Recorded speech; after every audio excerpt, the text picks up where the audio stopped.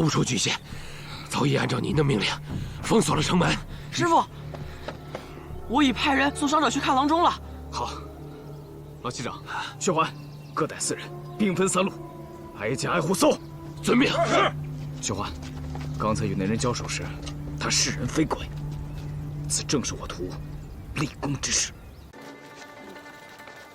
哎呀，赶紧离开这鬼地方吧，不然我这头啊真受不了了。哎呀，哎呀，我的头啊！太弟，咱真走啊？不走，不走，等着得头病啊！那病上了头就没治了。我跟你说，你忘了，蓝爹还有你叔父都是怎么死的？快走吧，再不走咱就走不了了。走吧。我这头疼的厉害呀！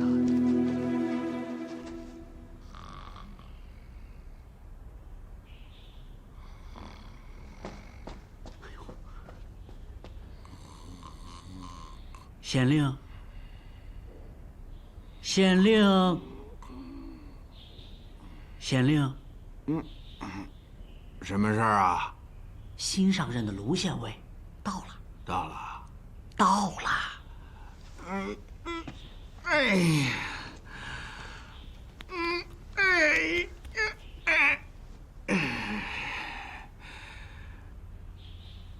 人呢？已入西厅理事，正在翻查卷宗。什么？新来上任，不来拜我县令，竟直入西厅办案，岂有此理呀！听说他是周司马的亲信，以前在长安还做过金吾卫的中郎将。那不是以前吗？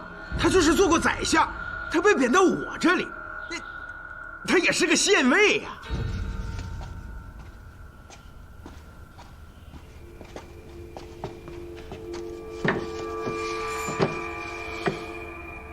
旧案果然堆积如山。前任县尉每日都在昏睡吗？最近为何有这么多奸杀案？自去年冬天到现在，已有10多名女子被害，还都被割去头颅。你党就坐实案子一再发生。前任县尉在时，也带我们探查过，把整个县城都搜了一遍，就是没寻到凶犯的藏身之处，且其在夜间作案，行踪飘忽不定，甚至有人说是白发厉鬼害人，所以什么？前任县尉说，若是人犯可抓，若是鬼，就没得抓了。哪有什么白发厉鬼，如此推卸之词，以后不许再说。是。我听说，40年前还有一起案子，怎么不见卷宗啊？那起案子极其恐怖啊！况且已经过去了40年，您就别看了吧。那怎么行？案件未明，死者尚未昭雪，速速将卷宗拿与我看。是。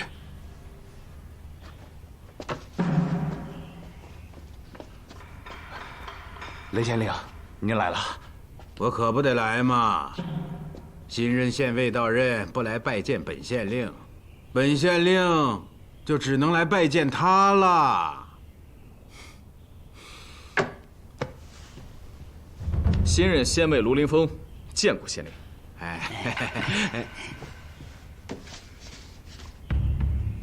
既是新来上任，为何见也不见我，就直入西庭理事啊？西厅之中，尘案如山。我是新任县尉，负责刑狱缉捕之事，自当先入西厅才是啊。这么说，你是不懂做官的规矩了？规矩？后汉陈蕃上任，先拜高士，而后入官署。如今我卢凌风新到局县，先看卷宗，再拜见县令，有何不可？你卢县尉刚上任就查案断狱，真是开了我局县之新风啊，值得敬佩，值得敬佩。县令，县令，县令，哎呀，实在不好意思，因本县公廨狭小，有几间屋子呀还漏雨，最近正要修缮，所以实在没地方供君入住。卢县尉，您还是自己找地方住吧。告辞。据我所知，县里有地方供新来官员入住啊。不稀罕。局县可有出租房屋的地方？倒是有。那就好。为官租房，又非罕见。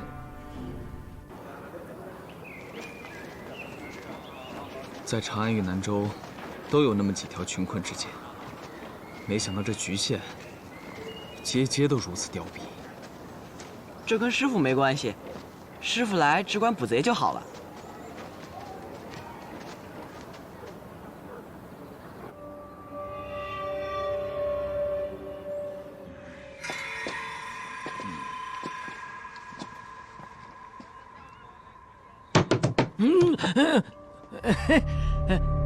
二位公子是要买宅子还是租宅子？租一宅子，你这里抽多少钱？嘿呦，一看就是大地方来的人。回公子是1个月的租钱，这规矩啊都几10年了。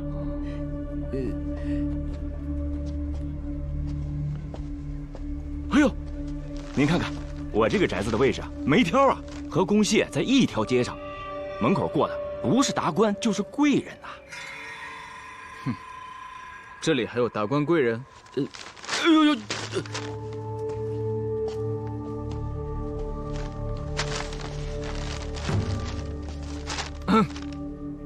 到这里来睡觉，看来宅子是不愁租啊。众生堂花木葱翠，租价全城最低，每月只需300钱。300钱，这价格确实不高啊。哎呦，这位公子，别被价钱迷惑了。我看你是真心想租宅子，您最好啊，还是看看别家吧。这众生堂不能住？我可不敢瞒您。以前呢，有几位租客就是通过我这儿租的众生堂，可是没住多久，他们就搬走了。他们说这个宅子不干净，不干净？哎，你又偷偷说什么呢？我们没给你抽成吗？你给我那些钱还不够我赔的呢。你们家宅子不干净，以后啊不要来我这寻租客。你说清楚，我们众生堂怎么不干净了？说清楚，你们家宅郎中他最清楚。平日里在前厅坐堂行医，宁可多走半个时辰回家，都不到后宅去住。你说他为什么？还有那孟东老怎么就……哟，我这你想干不成？这我这个人胆子大，就住众生堂。哎呦喂，这位公子，那可真是个凶宅呀！县里来抓人，他们都不敢进去。你的意思是，众生堂有鬼？没有，有我也不怕。秀环，数钱。你这样的那个方子吃真的有效。您这边请。你看这个，是不是挺适合你的？到了。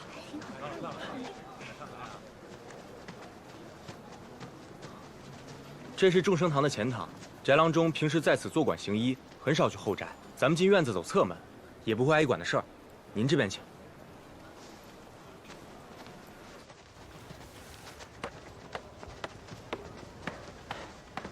这边。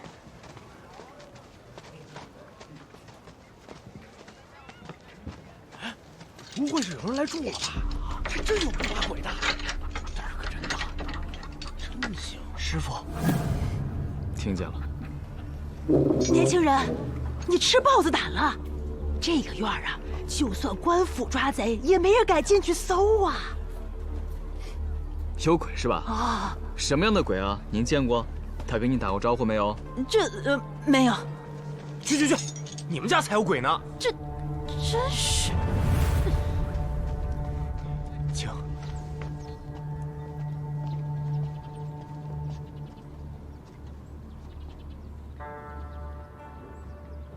您可千万别听他们以讹传讹。翟郎中的舅舅生前可是名医，最善于治跌打损伤，骨折的病人一看便好。多少百姓受惠于这众生堂，怎么可能不干净呢？哎，这翟郎中的舅舅，就是铺主说的孟东老啊，对，正是老主人名讳。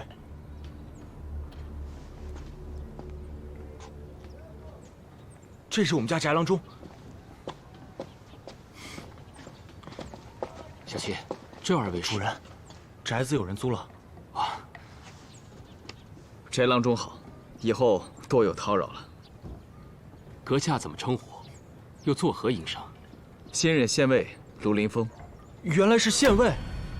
啊，卢县尉，翟良失礼了。哎，不必客套。县尉真要入住众生堂？当然，我钱都已经交了3个月了。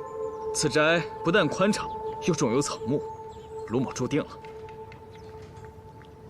哎，你这后园里还有楼阁，看起来不小啊。不知我那300钱有没有一起租下？当然没有，后园荒芜，平时上着锁。啊，那岂不是太可惜了？我再多付200钱，能否一同租下？我师徒练武用。不可不可，这阁楼啊，是我舅舅生前著书炼药的地方，现已改成储存药材的库房。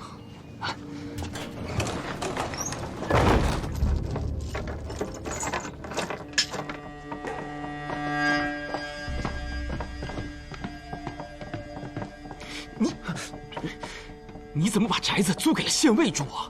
我只是想终于租出去了，就没问他是谁。你就是个蠢货！哎，主人，其实县尉住不也挺好的吗？省得以后再有人说闹鬼。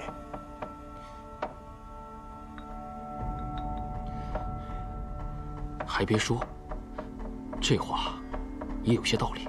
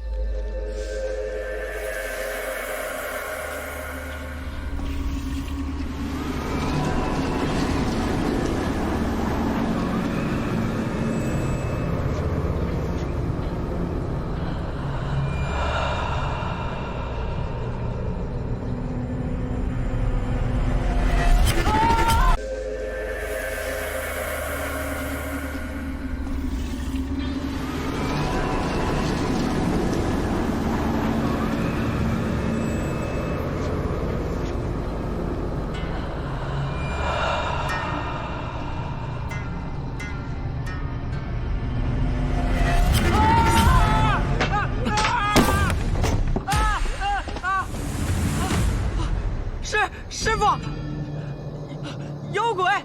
鬼！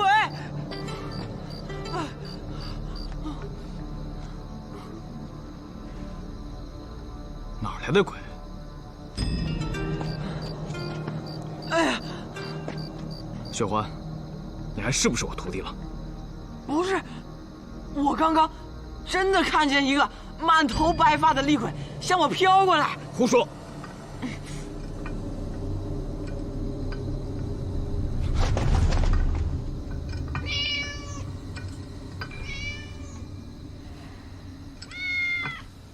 去！雪环，你要实在是害怕，晚上就搬到我屋来同住。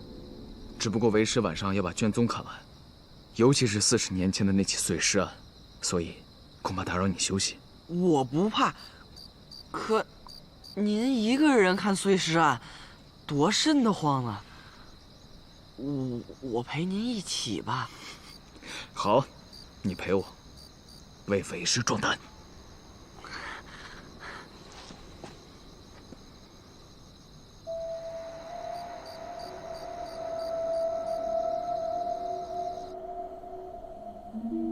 管子君，不错，3个字都认识。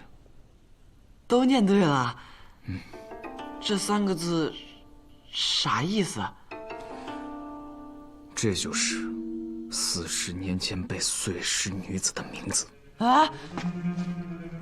是这样啊。此案惊恐，凶犯手段极为残忍。 40年过去了，凶犯肯定早就死了吧？是啊，但愿世间再无此等悲剧。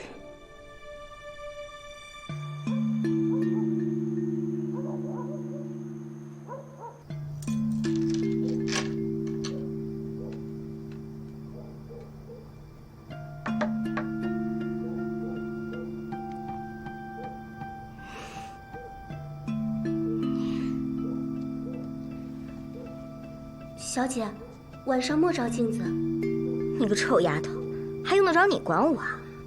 我哪敢管小姐啊？我只是听人说晚上照镜子。说呀，如何？镜子里还能有鬼不成？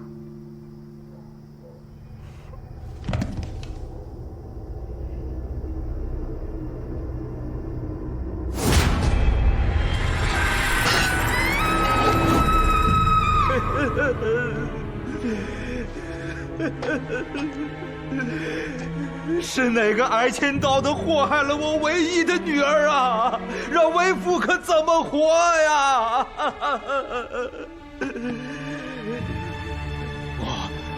我也不活了！放开，放开，放开我！从去年冬天到现在，这类案子县里有过多少起了？你们都是废物！你说谁废物啊？你，小废物，还有你是大废物！今日你们就是打死我，我也要骂你们是废物！这是新来的卢县尉，身为朝廷命官，拿着朝廷的俸禄，眼见莒县多少女子惨死在淫贼的手里，这不是废物，这是什么？如何？奸杀害命，又割去头颅，手法与前11起案子一样，当时同一凶犯所为。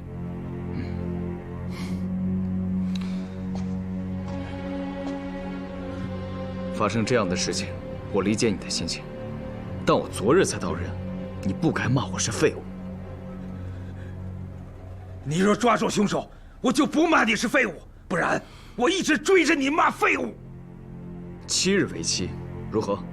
好，我若抓到凶犯，我便给你跪下磕头赔罪。你不用磕头，将“废物”二字刻在一块石头上，你咽下去。好。你要是抓不到呢？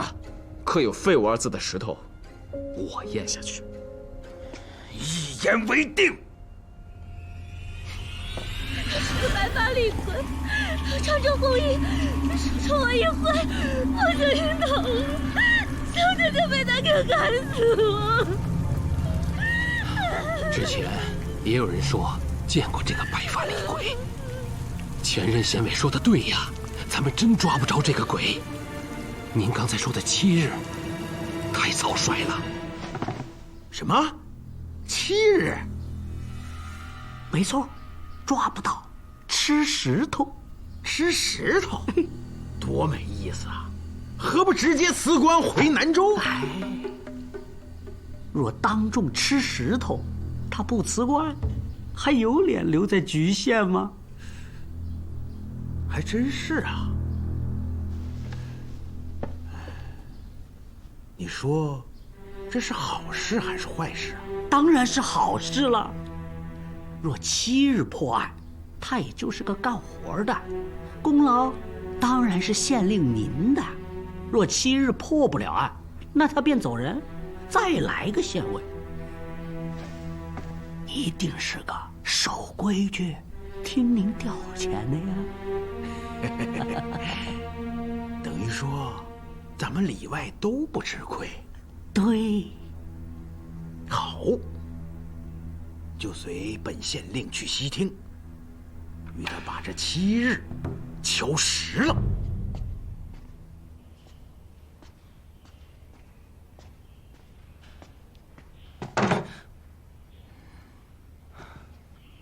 你怕了？怕就回南州去。不是师傅，那丫鬟说，身穿红衣的白发厉鬼，就是我昨夜在众生堂院子里看见的。昨日你一路颠簸，精神恍惚，出现了幻觉。不是幻觉，我真的看见了。住口！若再说见鬼，便是找打。哎呀，我听说卢县尉答应百姓7日结案，哎，这种事不要太当真，最多也就是失信于民嘛。自不能，不能啊，绝不能。这就不好办了。若是7日内你没有抓住凶犯，我可就只能如实上报了。不必，罗某自当会辞官，何劳县令？好，那本县令就备下一桌丰盛的酒席，若破了案，则庆功；若案情未明嘛，就全当是给县尉送行。卢兄，7日后见。哎，师傅，若真是厉鬼害人，去哪儿抓呀？何须7日？我已经抓到了。什么？抓着了？不能吧？这才从西庭回来，陆凌风是神呐！说的是呢。公县外贴出告示，只是还没见着凶犯。不会吧？害命12条的贼人抓到了！不会，这白纸黑字写的清清楚楚，这新县尉啊有本事！12条人命真能抓着鬼啊！今日申出，凶犯将游街示众，还有一个时辰，我倒是要看看这贼人到底何等嘴脸！对，是到底何等嘴脸！凶犯被抓，游街示众。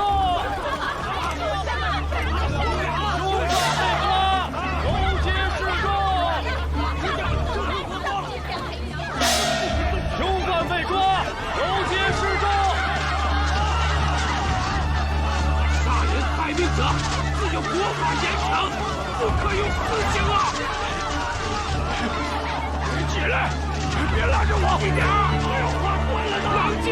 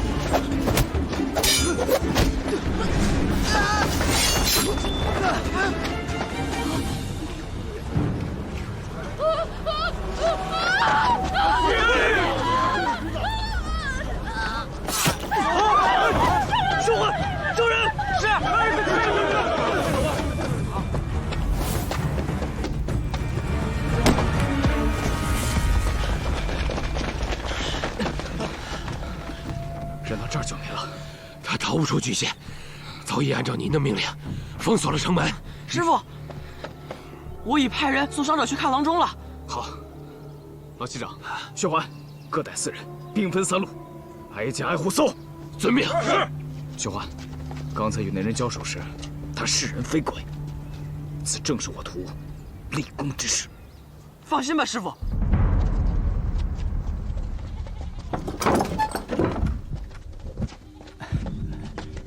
可有贼人进了你家门？没人进来呀。房门锁好。哎。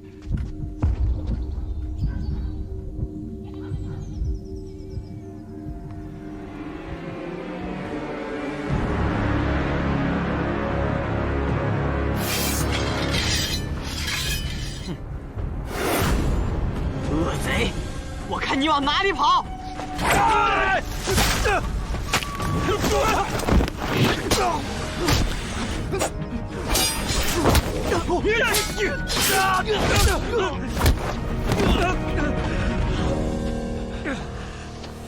师傅，徒儿无能，让那贼人给跑了。我都听说了，若是横刀有刃，他就跑不了了。起来吧。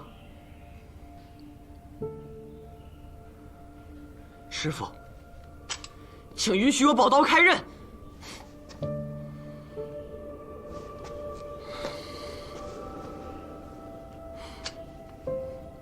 那可不行，你还小，心神未定，刀开了刃，你浑身就会被杀气所染，那就不好了。起来吧。师傅，好了，今日我徒勇猛，为师甚是欣慰。卢县尉，好。卢县尉，老人家好。看看来点吧，刚摘的。啊，好嘞好嘞，我来几个。师傅，今日虽未能抓到凶犯，但局县的百姓对您的看法好像变了。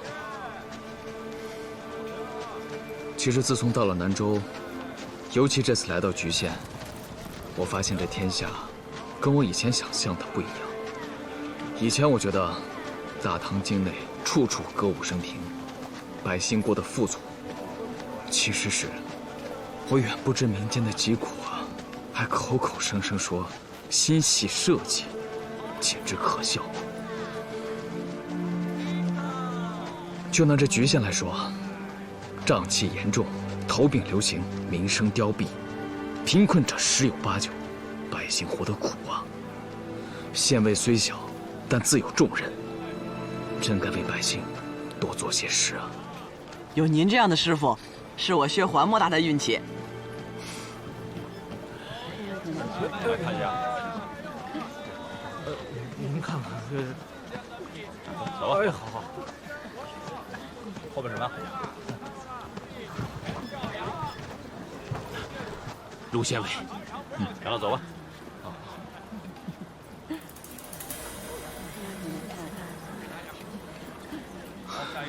师傅，您是不是在想，若我家小姐在，一定能画得更像？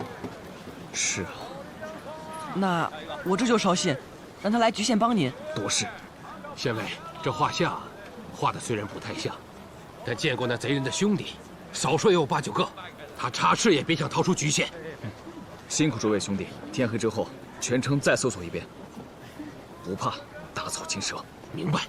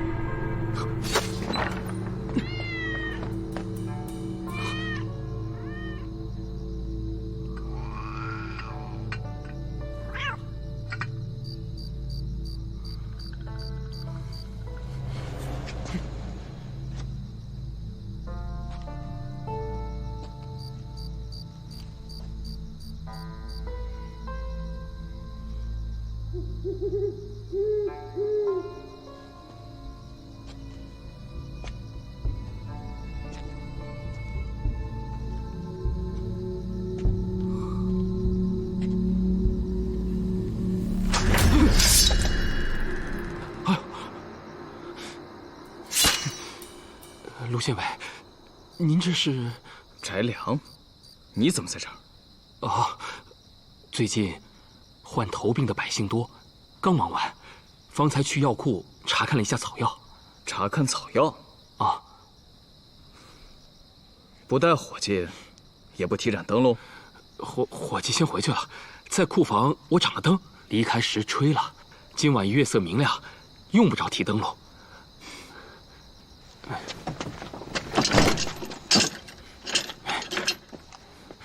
没打扰您吧？你这后园不小，阁楼也不小，除了做药库，就没住人？没有，从没住过。这宅子是你舅舅留给你的，你又在此坐馆行医，为什么不索性住在这儿？啊，我主要是怕住在这儿，时常会想起舅舅，所以宁愿租出去，省了追思的烦恼。卢县尉，要是没什么事儿，我就先告辞了。请便。哦，此宅闲置已久，很多无主的猫栖身于此，时间长了便生出许多野性，但愿不会惊了县尉。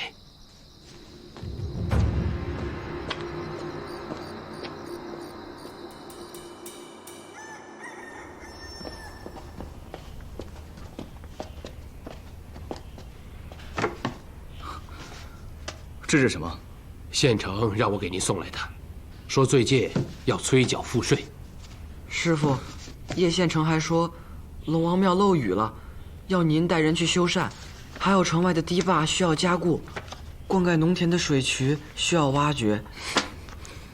奸杀案尚未查完，凶手还在逍遥法外，我哪有功夫干这些啊？我也是这么回的，可叶县城说，这些全都是您的活。县城还说，查案重要，但催缴赋税更不能耽误。要是完不成，便是才不配位，知而不做，便是渎职。叫他过来见我。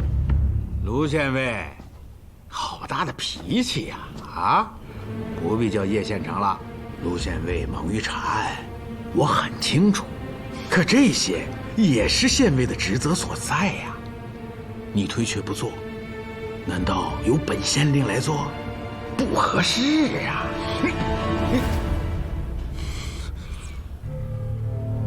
是不合适，我做便是。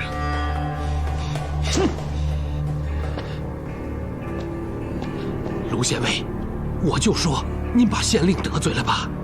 要不追去认个错？我何错之有？那您真的去做那些事，不抓凶犯了？哎呦，那到时候岂不是要吃石头？有老七长在，还有我爱徒薛环，怎么可能抓不到凶犯？这样，来，你负责。赵三房，哎，好。翟郎中，啊，先吃3日药，再来找我行针。哎，谢过翟郎中。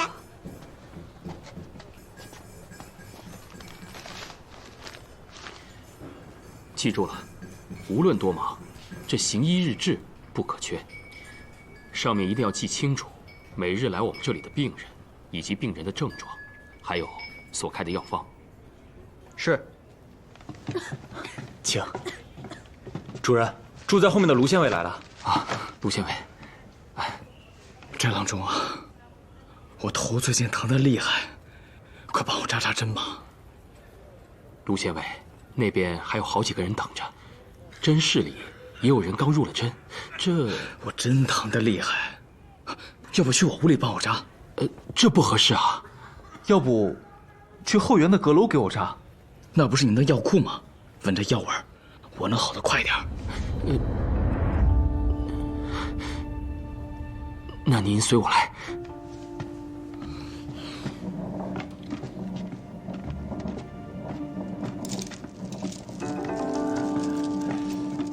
诸位，这位是咱们局县新来的县尉，可否行个方便？听说县尉有7日之约，这就到日子了。县尉先扎，头发疼了好去抓凶手。对对对，免得呀吃石头。局县百姓待我真好啊。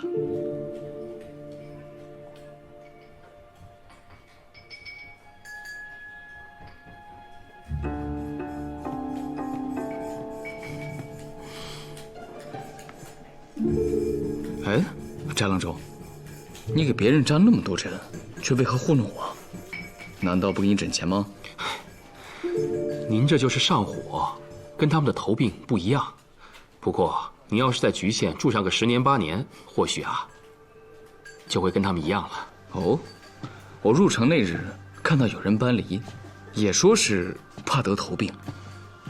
是啊，局县百姓的头病，皆由瘴气所致。但瘴气难除，所以只能从疗法上入手。能治好多少？3成多能痊愈，3成多靠吃药和针灸能维持，剩下的3成则不治。这么多人不治，要不是我舅舅创此针灸疗法，每年死于头病的岂止这些？哎，说起孟老郎中啊，那真是一代名医啊！我年轻时候上山砍柴摔断了腿，多亏了他给我接上了，不然我岂能走着来这众生堂啊？我舅舅所著的古经，整个南州的郎中人手一卷，听说洛阳长安那边也是风靡。只可惜，针灸之术治疗头病的书还没有写完，他老人家就于去年过世了。了不起啊！翟郎中，那日你说后园阁楼是孟老在世时著书炼药的地方，可否带我去看看，拜祭一下大老人家？哎，那可不行，卢县尉公务缠身，不敢劳您大驾。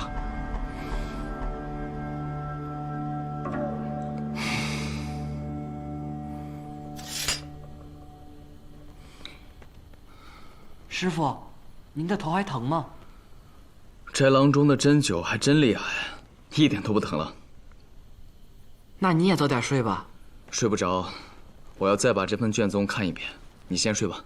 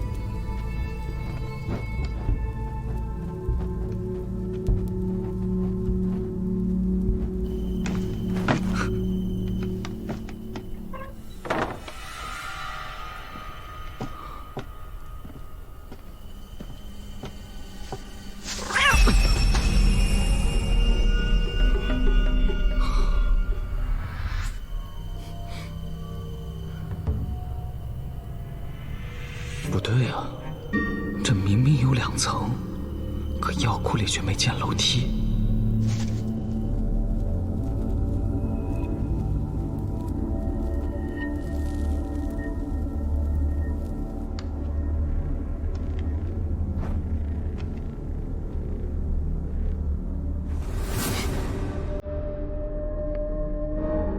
暗门机关密道，布局原理。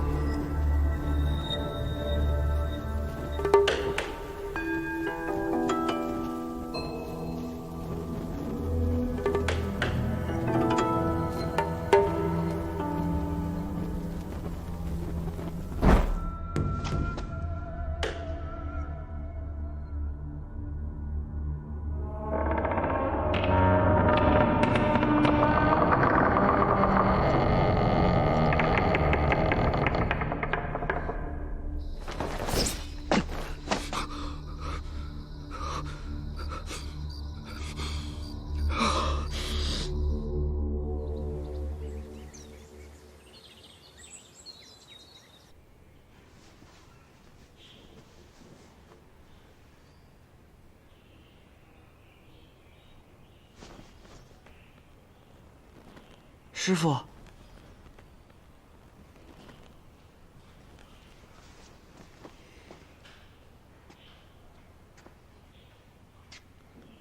师傅，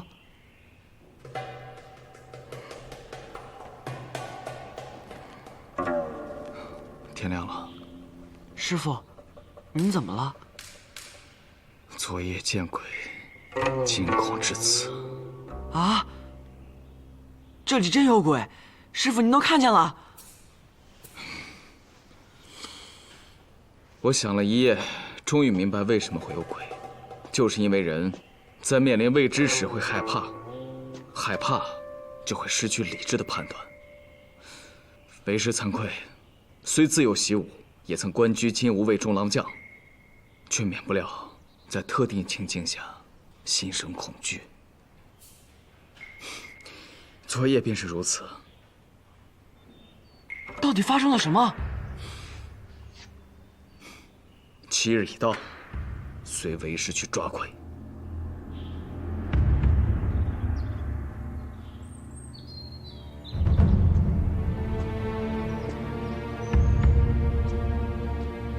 这几日，我虽在城里城外忙杂活，可各位兄弟没有闲着。卢林峰，谢过了。老西长，城门守得可严？严，只要是成年男子就没放出去过。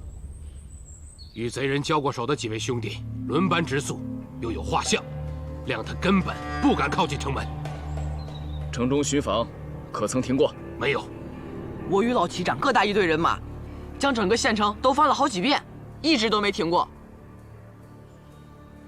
如此说来，那凶犯已被我瓮中捉鳖。他在哪儿？众生堂后园。陆县尉，您不会是要带我们去众生堂抓？县尉，人我们敢抓，鬼我们可不敢抓呀。我就住在众生堂，那里若真是有厉鬼的话，我和我徒弟还有命在。午时将至，那时候是一天之中阳气最旺的时候。烈日之下，一般的鬼啊，也就会晒成这么一点。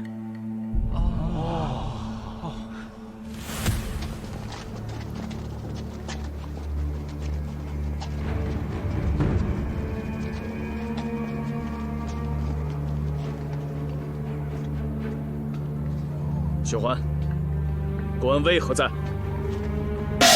官府捉贼，百姓回避。官府捉贼，百姓回避。官府捉贼，百姓回避。官府捉贼，百姓回避。官府捉贼，百姓回避。官府捉贼，百姓回避。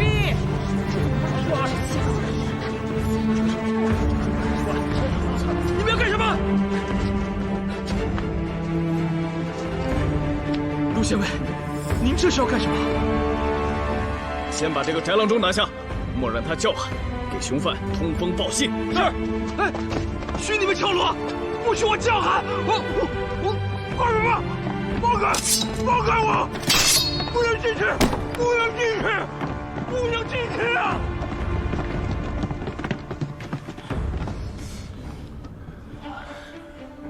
这儿没有人呢。不要急，这药库里有机关密道，专为贼人行方便，故而才拿了翟粮。听见没有？密道就在这后面，给我把暗门撞开。是。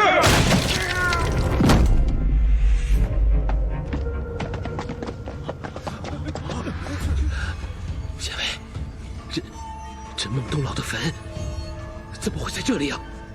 所以才会有人借此装神弄鬼。啊！走。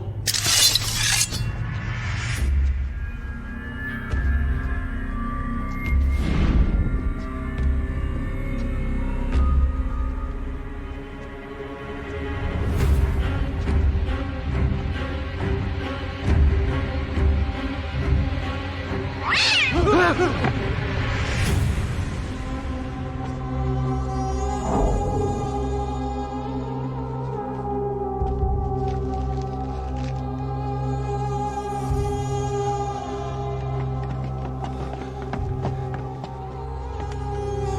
有人呐。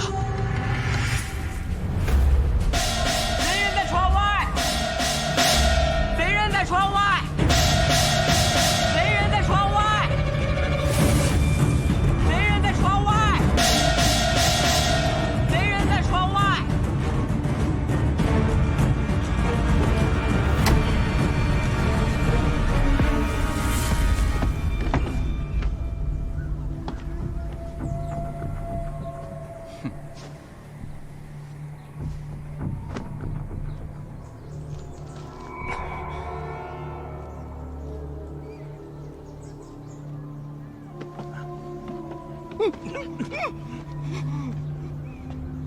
让翟郎中说话。畜生，竟然是你！你这个畜生，畜生！认识他？这畜生，就算把他的皮扒了，我也认识。他叫梁三奇，本就是个盗贼，偷盗时腰、腿、脚腕子全都摔折了，是我舅舅帮他医好的，如今却假扮鬼魂在此作恶，令人以为众生堂闹鬼。你这个恩将仇报的东西，我……看来你不是他的同伙。何来同伙之说？卢县尉，我这……先前你不带我来这后园，我就对你有所怀疑。直到我看见孟东老的坟，我才明白，你怕的是在这阁楼里建坟被我发现。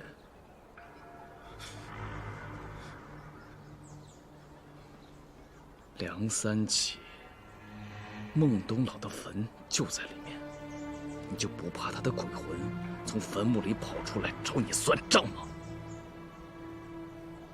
事到如今，我无话可说。被你害的那些人，人头何在？这个我不能告诉你。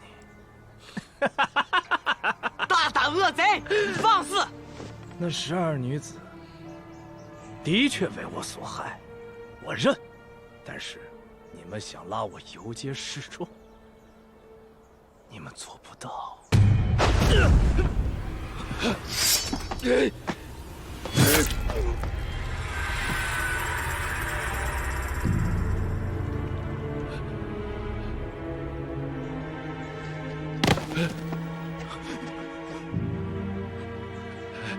卢县尉，他自己找死，怪不得你。快抓住他！就是他，抓住！对呀，好像抓住凶手了。之前一直藏在阁楼里边扮鬼，就在里边。哦，走，走，快快快！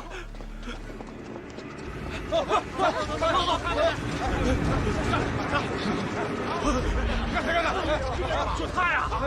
就是他，就是他把我给迷晕的，把小姐给害了。畜生！还我女儿！这些都是死者的至亲，怕是拦不住啊！师傅，这恶贼杀害了那么多女子，换做我是死者的家人，我也会这样。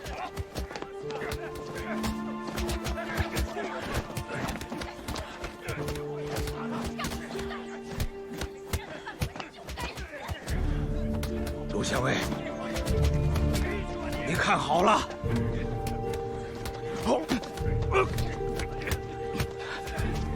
你这是干什么？我们不是已经说好了吗？今日正好是第7日，凶犯已经被正法。卢县尉，你为我女儿报了仇。这块石头，我吞得心甘情愿。那只是赌气的话，何必当真呢？那怎么能行？全局县的人都知道你我的赌约，如果我不兑现，以后我怎么有脸做人呢？更何况，您那日刚刚到任，我便说您是废物，您是朝廷命官，我却以下犯上，当受此惩罚。何来以下犯上？如不是兄台激我，恐怕我不会这么快抓住凶犯。再说了，这么大块石头，你吞得下去吗？如今凶犯已自行了断，可是死者的头颅还下落不明。我陆凌风愧对大家。这块石头我就留下了，带在身边，激励自己一辈子不做废物。贼人虽毙，但我等不可懈怠，尽快还死者全尸。是。我替死去的孙女拜谢卢县尉。我替内人谢过卢县尉。谢卢县尉。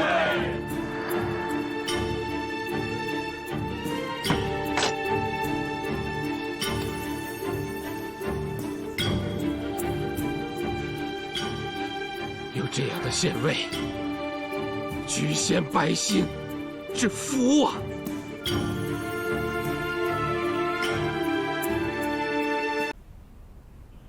将坟墓建在楼中，这不是莒县的风俗吧？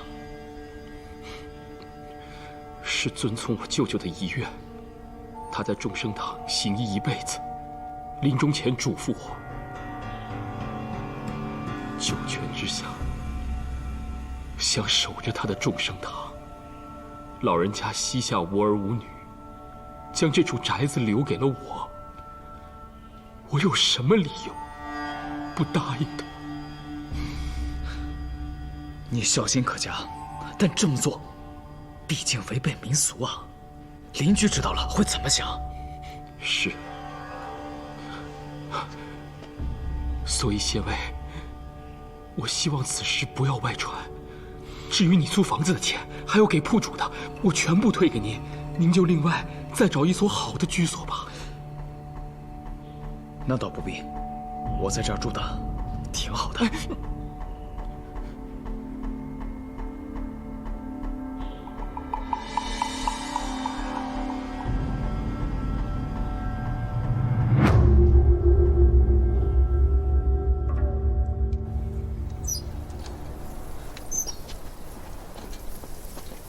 哎，县令。哎，卢县尉，你别走啊！县令有事？听闻卢县尉已经抓到了那个奸杀案的贼人，深得民心，更快人心，可喜可贺。分内之事，可不能这么说啊！这可是我莒县的大事啊！是啊，县令意思，卢兄当胸戴红花，骑高头大马，游街一处。对对对，到时候我和叶县城陪你。啊，对。凶手虽毙，但死者头颅尚未找到，不能算结案。游街作甚？即便不游街庆功，那之前说好的宴席也不必了吧？若未能找到头颅，送行的酒，我是一定不会喝的。那就是一句玩笑，可千万别当真啊！哎，走，喝酒去！我一定要好好的敬贤弟几杯，为之前的招待不周赔罪。好意心领了，但之前县令交代的活还没干完。龙王庙的屋顶确实需要修缮，明天恐下大雨，我得赶紧带人去修屋顶。哎！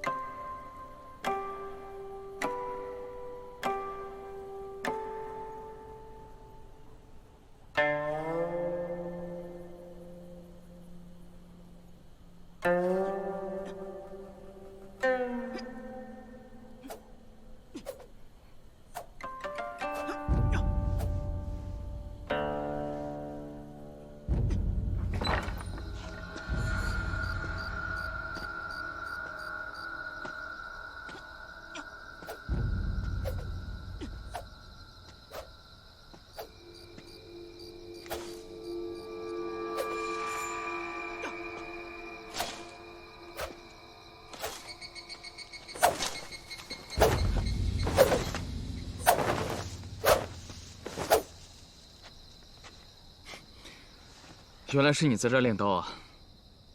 不怕鬼了？这世上没有鬼，只有装神弄鬼的歹人。我要练好武艺，将他们尽数斩杀。我睡着了，你怎么不叫醒我？师傅，您太累了，又要抓贼，又要修庙，理当多睡会儿。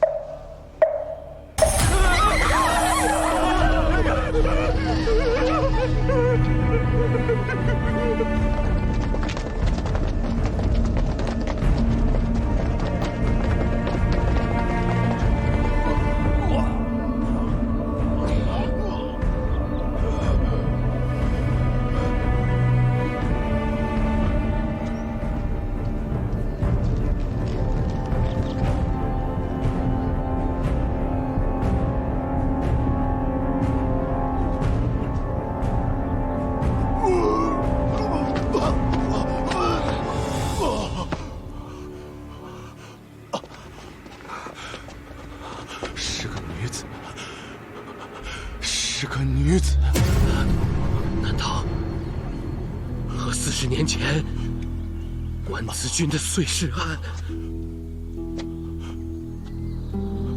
看碎尸的手法，恐怕是……报！兵县尉，丹元寺发现尸包。兵县尉，碧城寺发现尸包。城外灵道寺发现尸包。40年前的案子，竟真的重现了。居县苦也，居县苦也呀！寺主何在？阿弥陀佛，贫僧即是。今日与40年前情形如出一辙。那时你就在此？对，贫僧当时刚刚在慈寺出家不久，清晰地记得，也是在这大殿的香案之上发现的尸包，甚至连裹尸的包袱皮都一模一样。包袱在那香案上，为何没人察觉？禀县尉，本寺香客众多，贫僧也疏忽了。贡品可是每日都换？是。今日何时换的？卯初更换的。当时香案上并无包袱，寺院每日晨正开门迎纳香客。查清今晨来上香的百姓，从中抽拨线索，包括寺院的僧人、夜宿寺院的乞丐，还有借寺院备考的书生和举人。但凡今晨来过寺庙者，一一确定名录。是。还有，这2日可有报告失踪人口？没有。贴出告示，尽快查明死者身份。是。你还能验尸吗？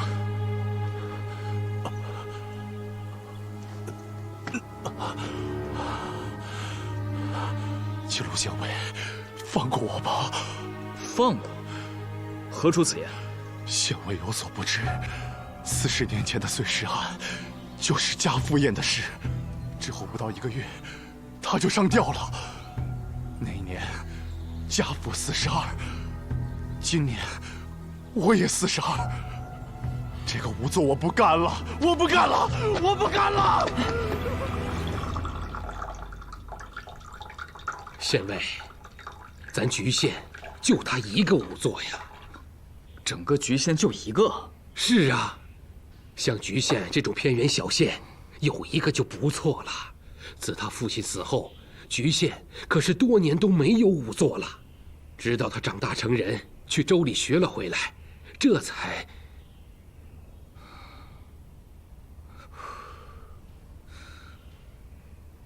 此案重在验尸。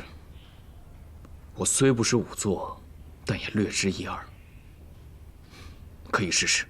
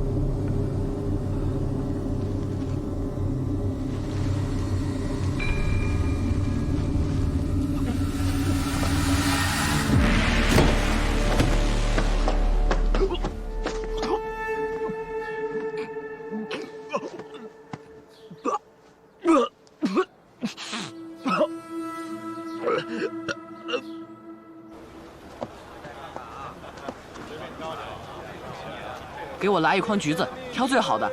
哎，好嘞。真的不用写信？不必，只需要将这筐橘子送与南州苏司马即可。一路小心，要快。放心吧，撤！对卢凌风来说，最难的就是开口求人。故，你若发现他需要人相助，便派人送一筐橘子来。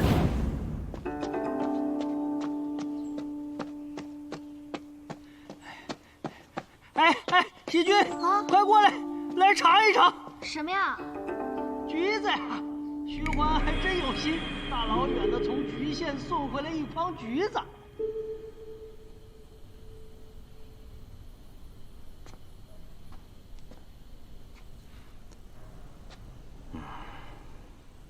我没睡，碎尸案再现，我连饭都吃不下去，饿着肚子哪里睡得着觉啊？县令心系百姓，敬佩，敬佩。哎，得，少恭维。我是担心我自己呀。40年前，县令就是因为碎尸案丢了官儿。你说我这不是倒霉吗？橘县不是有卢凌风吗？区区县尉，上官追究，哪能追究到他哟？此人颇有来历，若让他立下担保，上官追究时，便可顺水推舟呀。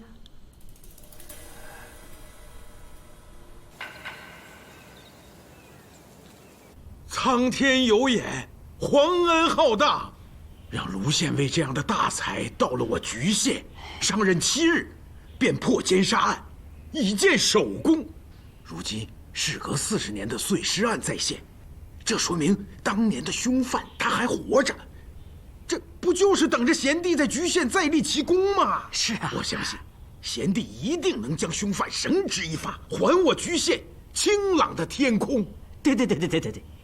我今日来，就是想告诉贤弟，自今日起，那些所有的杂事都交给我，哪怕是挨家挨户的去收税。还有兄弟，我身子虽然弱些，爬梯子我还是爬得上去的。这不好啊！县尉职责所在，怎敢劳驾县令？不，大案当前，你当专心探破此案。对，县令如此通达，卢凌风感激不尽。以前多有不敬，还望海涵。不过贤弟啊，百姓翘首以盼，我们还是要为此案定个期限吧。还是7日。师傅，7日太少了。哎，可不是嘛，1个月也可，何必把自己逼得太紧了？只是为了给百姓一个交代嘛。就7日，还请安排好7日后的宴席，规矩和上次一样。卢兄真是豪气干云呐，佩服呀！啊，对了，县令让我去往南州寻个仵作，哪怕是花重金，我也要把最好的仵作请到莒县。卢县尉，禀县尉，县协之外来了几个人找您，为首的说是您请的仵作。我何时请了仵作？应该是他们来了。苏先生、小姐、老费，你们都来了。你们怎么？尸体在哪儿？过分祭宝，一如病逝，一公私宝。带我去。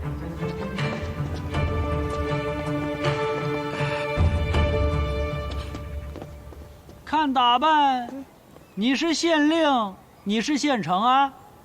你们莒县有什么好酒吗？你是何人？我，哼，南州司马苏无名的门客。你们两个也太不懂事了吧！刚才为什么不拜见苏司马？司马？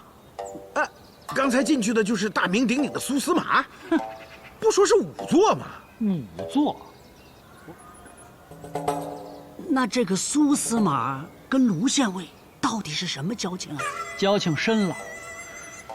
切，跟你们说了也不明白。这儿还一位呢，这位可是吏部陪侍郎的千金喜君小姐。见过县令、县丞。不敢，还不赶紧去准备酒食？喜君小姐颠簸一路都饿坏了。有，请。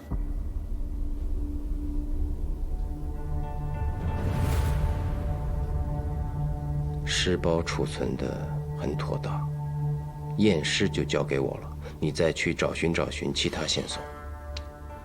拜托了。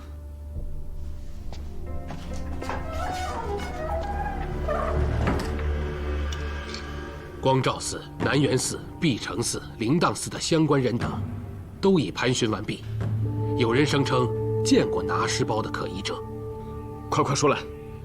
只不过人们描绘的大相径庭，有人说是个老翁，有人说是个老妇，还有人说是个乞丐。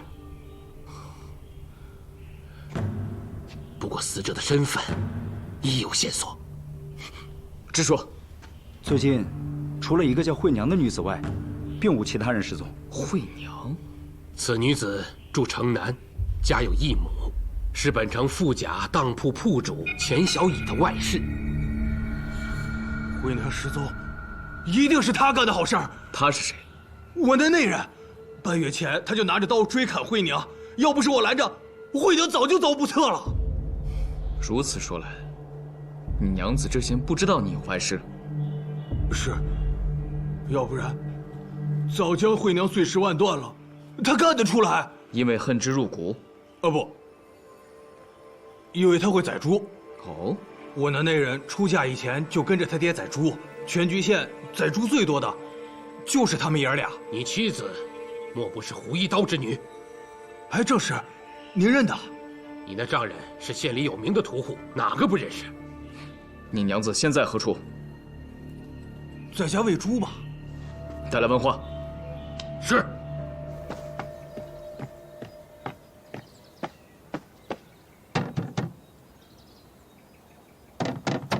何人？是我。何事？先生，您已经验了2个时辰了，歇会儿吧。不必了。小姐问，您需不需要他帮着您记录一下？此事无寸骨，即可怖。别让他来，会吓到他。啊，你可以先行告诉卢凌风，这是一具女尸，右胸上有一颗红痣。钱小乙啊，惠娘身上有没有什么特别之处？她真出事了？回答我。她右边胸口有颗红痣。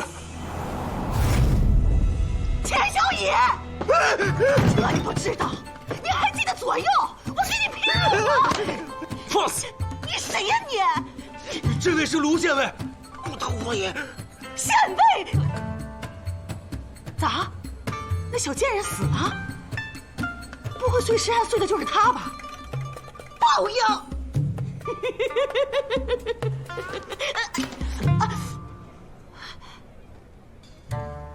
你怎么还随身带着刀？这怎么了？习惯。县尉问你案情，不许嬉闹。我从小宰猪，自然习惯带刀。前日晚上你在哪儿？喂猪。你不会一直喂猪吧？喂完猪我回娘家了。我爹最近身体不好，他就我这一个女儿，我得伺候他。令尊胡一刀，局县名人，既然得了病，我得去探望。带路。啊？姑娘，拿这橘子，新鲜的，我来给你挑两个。哇，还不错。哎，看一看吧啊。你们包起来。哎呦。苏司马验尸所得和钱小乙的口供对上了，死者应是回娘无疑。出事前，钱小乙要跟回娘分开，两个人为此争吵过，而其妻更视回娘为眼中钉，口口声声要杀人。二人皆有作案动机，我看应把这对男女下狱用刑。是有嫌疑，但下狱尚早，用刑更不当，暂需叮嘱，不可蹉跎。好，你们两个盯住钱小乙，快！哎呦，县尉，是大爹，新来的县尉知道您一辈子劳苦功高，特来探望。我宰了40年猪，有啥功劳？40年啊！老人家高寿？哎呦哎呦哎呦哎呦！50有1。我从11岁起就宰猪，宰了一辈子猪。听您女儿说，您患有头病。啊，郎中说是重症，没救了。可您年纪也不大，身体又壮实，为何如此悲观？城里很多人确实都是头病过世的，尤其是重症，几乎不治。我死了倒没什么，可我就是舍不得她呀。我无子，就这么一个女儿啊。爹，你一定会好起来的，爹。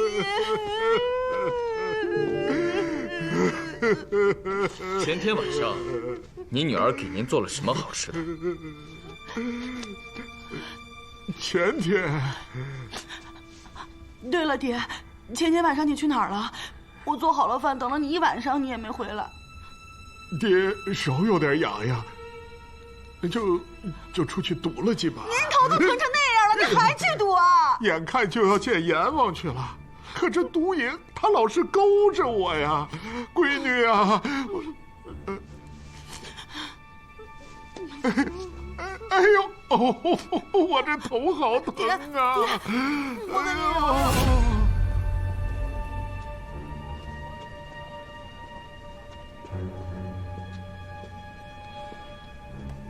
你爹也算奇人了，看着像粗糙的莽汉，但刀下的肉却切得如此精细，五花层层，刀刀有章法。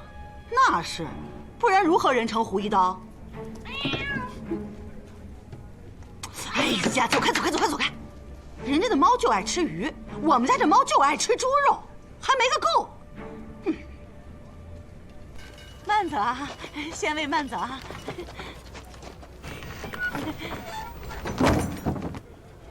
本县有多少赌坊，你都清楚吗？啊，一清二楚。摸清胡一刀，那晚到底有没有去赌？明白。在冰室里一待就是4个时辰，还不让别人进去帮你，你可别像40年前那个仵作一样，过2天就上吊了。我大老远的跑来帮你验尸，路上屁股都差点颠碎了，你还说风凉话？我是怕，若7日之内你探不清此案，无法向局县的百姓交代。能否探破此案，就看你的验尸结果中能否多一些线索。恐怕要让你失望了，线索并不多。此女生前可被奸污？并没有。可被殴打？可有明显伤痕？或有中毒迹象？都没有。一刀毙命，且杀人的凶器和分尸的凶器已无法分辨，凶手刀具齐全，刀法娴熟，心神当极为冷酷。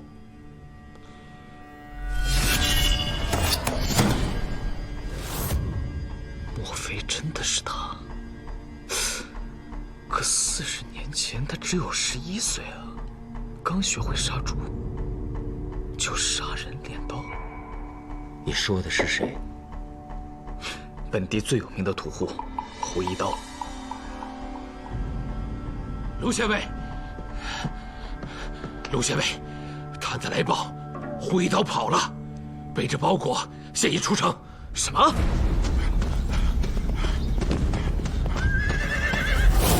操！啊！操！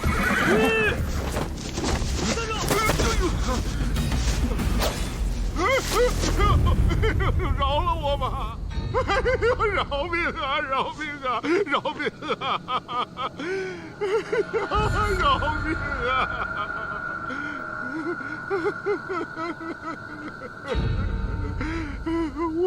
我是找过惠娘，但她真的不是我杀的呀！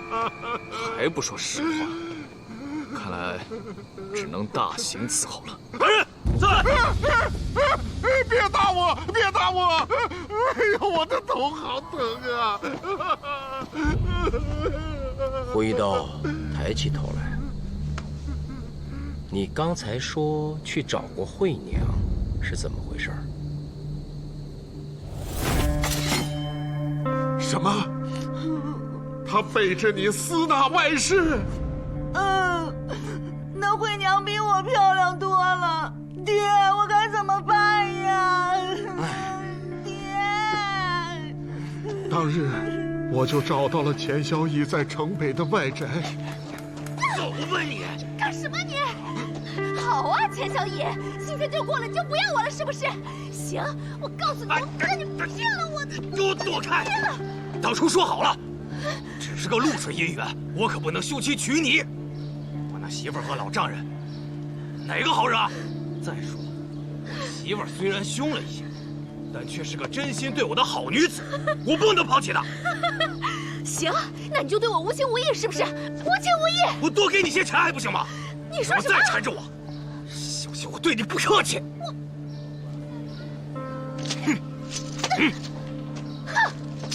我本来是想教训教训钱小乙，可没想到他不再为惠娘所惑，还夸了我女儿。我这一高兴啊，就想买点好酒好菜找他喝一顿。毕竟我这命不长了，女儿得交给他呀。哎，拿这个，我跟你说呀，客官还是您识货。你要是愿意呀，对，咱们俩就炒伙。多谢客官。这钱小乙呀也算大方了，一个月呀给我100钱呢。这么好的生意可不能断了。明天我再给他介绍个新的。那惠娘呢？急着嫁人，所以才找你呀。你这个做淫媒的，硬汉人！你看我不打死你！我打死你！别打了！干什么呀你？住手！快来快来！你说你打起来了！我想起来了，就是他。那日，是我们兄弟俩当值街头，问他打人可有原因，他不说，我们便拿他到暗探铺关了一夜。那日我去你家，你为何不说？这毕竟不是光彩的事儿啊。那你跑什么？我欠下的赌债那么多，你瞅瞅他们把我打成啥样了。这一点倒也是真的。那日去赌坊查他的行踪，都说他欠了很多赌债。胡一刀，你养的猫是什么颜色？猫？哦，我养的是只狸花猫。是吗？没错。你去找钱小乙，让他为岳父还清赌债。他若不肯呢？他若不肯，就说他与惠娘被害案有关，我要抓他入狱，候审。苏明，这也行？我是州里的司马，又不是本县的官员，就拿我的话吓唬吓唬他，无妨。我马上去办。如此，谢过苏司马，我给您磕头了，我给您磕头了。磕头就不必了，但你必须得保证以后不会再赌，再赌，绝不轻饶。苏明，你为何问他猫的事？验尸的时候发现了5根猫毛，3黄1黑1白，你收好。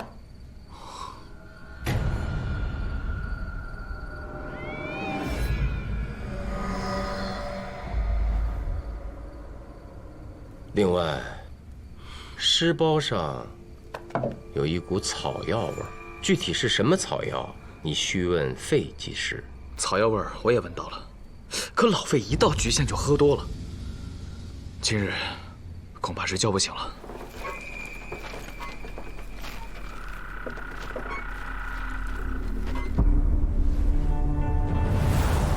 废尸散，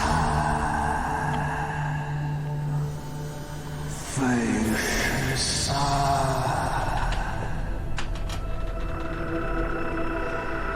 废尸散。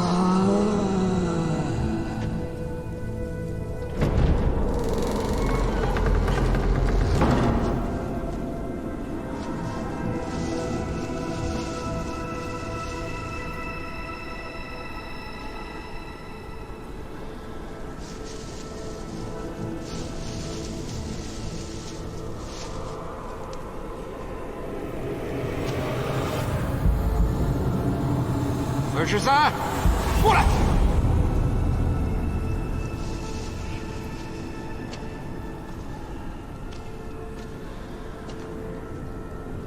师兄，几十年不见，你怎么老成这个样子？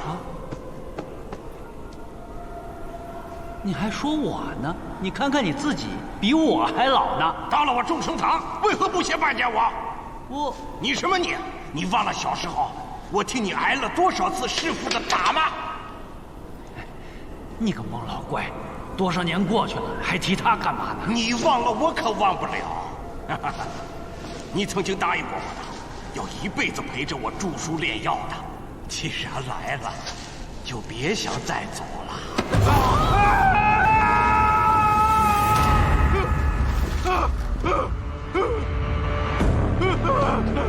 老费，老费，老费，老费！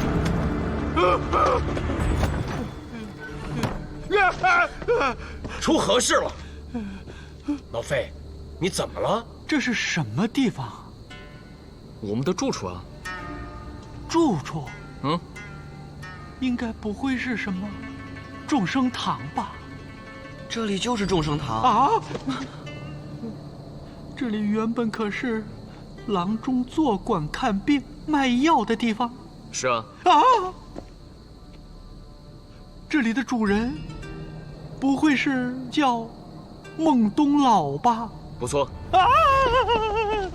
这个孟老怪，怪不得他给我托梦。哎呦，快带我去见他，带我去见他呀！见不着了。为什么？他去年就已经死了。死了？哎呦呀，他怎么会死了呢？哎呀，他。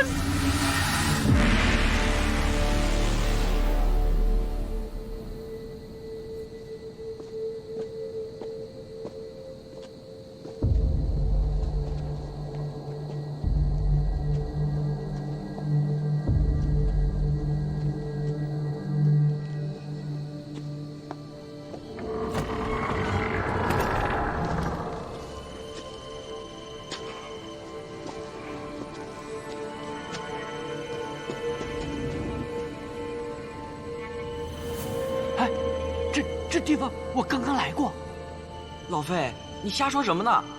刚才你一直在床上睡觉啊！哎呀，真的，孟东老就在这里面啊！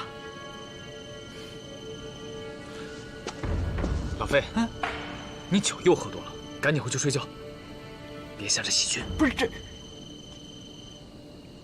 可是行了，赶紧回去睡觉。不是，这走吧。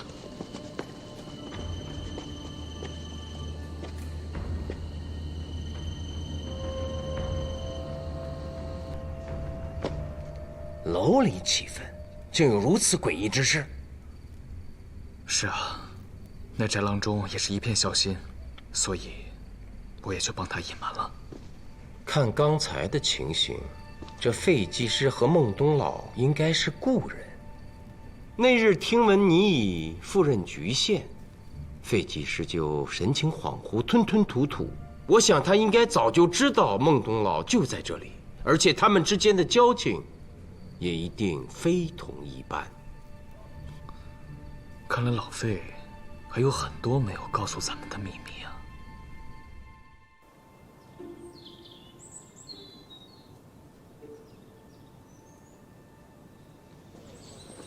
好了，诸位留步吧，告辞。怎么，喜君不回南州吗？我把他留在这里，代我督察此案。他督察？喜君一定尽督察之责，请司马放心。卢县尉有所不知啊，这位喜君小姐那可是吏部裴侍郎的千金，如今在司马墓中做事，她督察此案，太合适不过了。卢县尉，每日案情进展，你要向喜君禀告。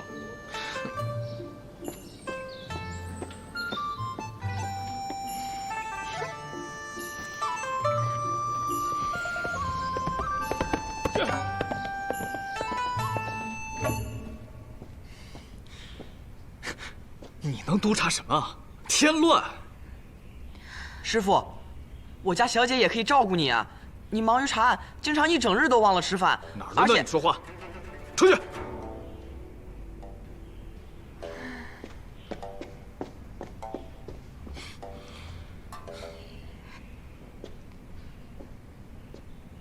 生气啦？你这么做，只会让局县的同僚笑话我。若我能给自己找到事情做呢？你能找到什么事情做？倒是说来听听。我听老旗长说，有人见过在寺院偷放尸包的人，我想试着画出来。说的有道理，我怎么没想到？如此说来，就有劳裴小姐了。哦，不对，是裴督察。卢县尉不必客气。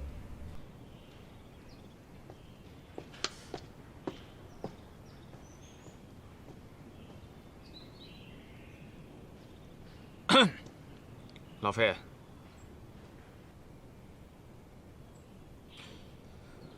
老费啊，前几日在县县后院挖出了一坛子酒。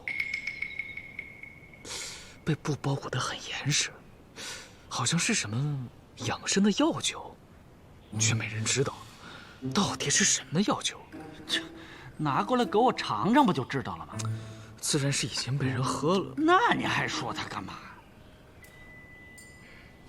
我跟人打了一个赌，说我有一密友，不用喝酒，只需闻一下那包酒坛子的布，就能知道此酒中有什么药材。那，你跟人打赌，我有什么好处？我跟他赌了3日的宴席，好酒款够。真的？嗯，快把那裹酒坛子的布拿过来，我闻呐！快点。说定了。快！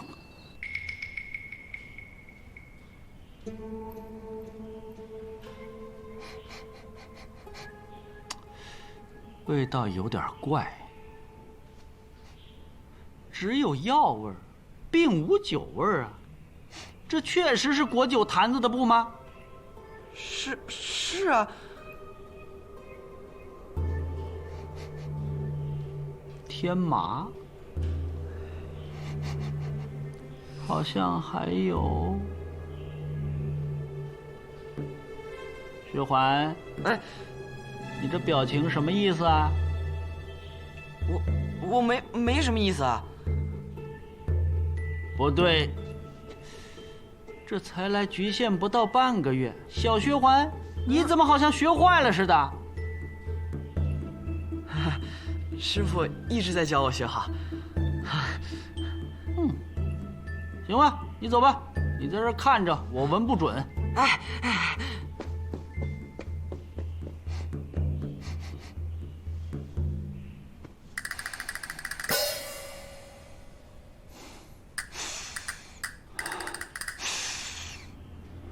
我上完头炷香出来，正遇见他进南园寺，那老妇人吧，我看着有点眼熟，好像在哪儿见过，却又想不起来。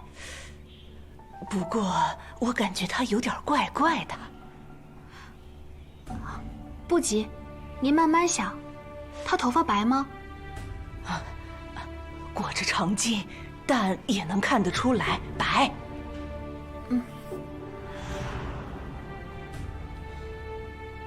你再好好想想，这几天惠娘有何反常之处？除了钱小乙，她还跟别的什么人来往过？她最近除了跟那姓钱的好，常去城北的宅子住，回来就是闷头睡觉，再就是每隔3日去扎一次针灸。针灸？惠娘也有头病？这种病在衢县不稀奇，但她这个年龄染上确实少见，所以这几个月常去医馆。哪家医馆？中生堂。当时我正在扫地，见那老翁手提着包裹从我身边过，我也没在意。现在想来，那老翁身上似有药味儿，还有个子不高，很瘦，有些罗锅。卢县尉，翟郎中。卢县尉，您又头疼了？没有，我问你几个问题，你需如实回答。冬至前一日，可否有个叫惠娘的女子来这里看过头病？惠娘？这个我得想想。按照行医规制，不会没有日志吧？啊，有，在这儿呢。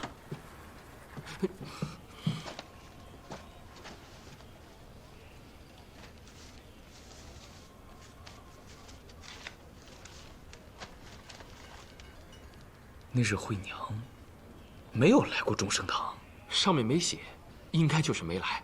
来了，日志上必有记载。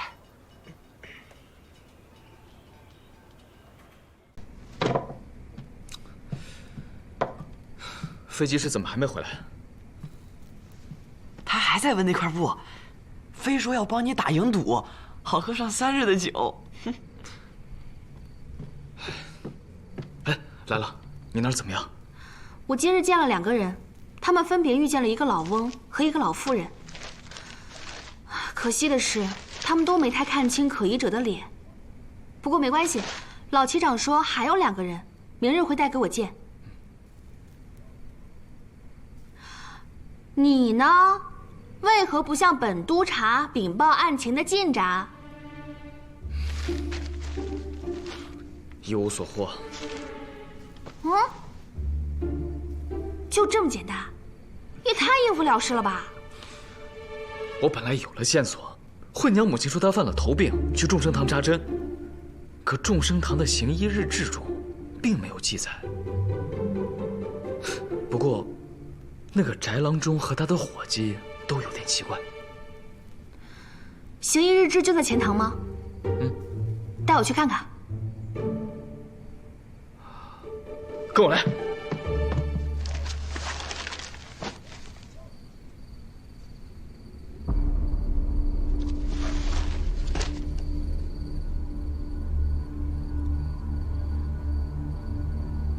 冬至前一日的日志是后来写的，至少比冬至当日写的晚。裴小姐确定？我3岁就会看墨色，这瞒不了我。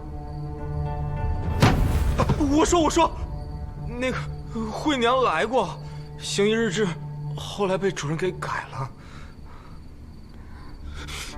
之前隐瞒，是觉得丢人。惠娘是几个月前开始在我这里治头病的，每隔3日来扎一次针灸。冬至前的那日来了。今日病人多，前面还排了3、4个，你恐怕需多等一会儿。我头疼的厉害，这再等啊，命都等给你了。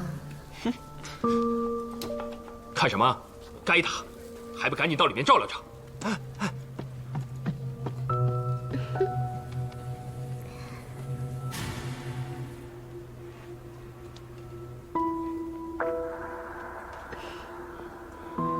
要不，还跟上次一样，后园药库，我把里面的针出了，再给后面的扎上，就过去。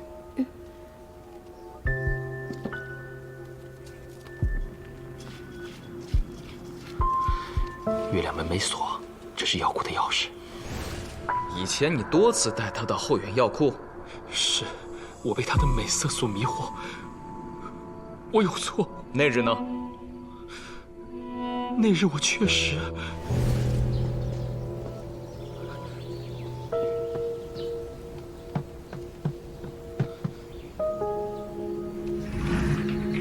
惠娘，我来了。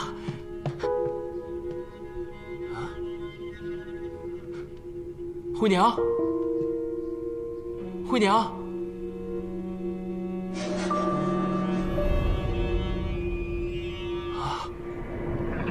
当时我琢磨，他一定是发现了大坟，吓跑了，还想着下回来的时候告诉他嘴严点儿，替我保守秘密。可很快就听说光照寺发现了尸包，有人说是惠娘被碎了尸。我怕遭嫌疑，又怕被别人知道我和他丢人，所以就把行医日志给改了。但那时藏在阁楼上的恶人梁三起早已被卢县尉发现死了。惠娘应该不是在众生堂处的事，也许是跑出去之后。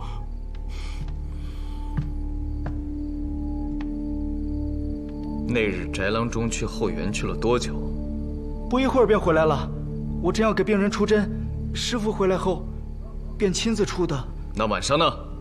翟郎中是否按时回家？回了，回家用完饭，我还给主人洗脚来着。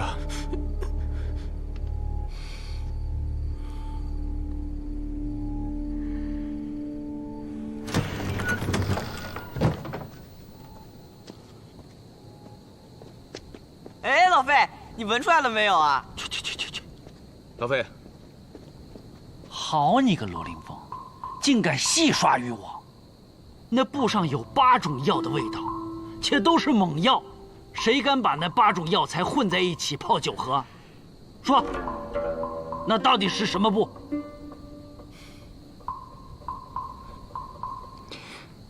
包裹碎尸的布片。碎尸？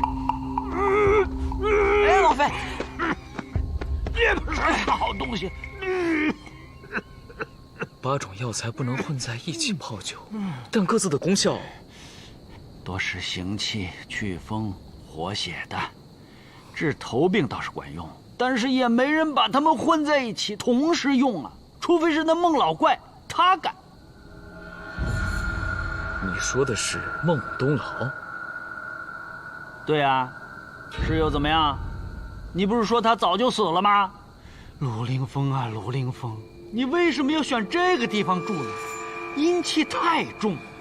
我看你是在鬼市待久了，看哪儿阴气都重。我那不一样，我在鬼市待着舒服。这个地方，我一进院儿，我就心惊肉跳。哎，走，跟我找地方喝酒去。我宁可喝醉了躺在大街上。走啊！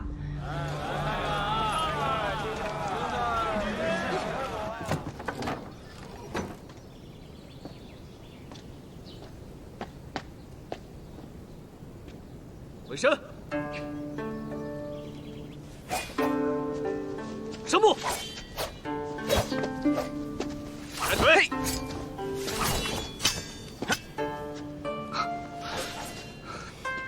喜君小姐，季氏公昨夜没回来，死活不肯回来，我只好把她安排到仙榭，先住一晚。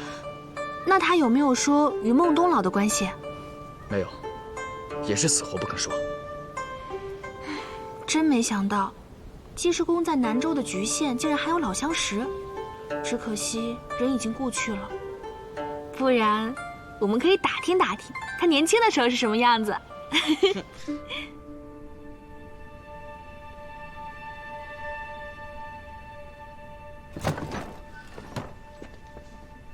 哎，老费，你醒了？昨夜你喝了那么多酒，我以为此时你肯定鼾声如雷呢。陆凌风，你能不能告诉我孟东老的坟在哪里啊？我好去拜祭拜祭。要不他老给我托梦，这吓得也不敢睡觉啊。那可不行。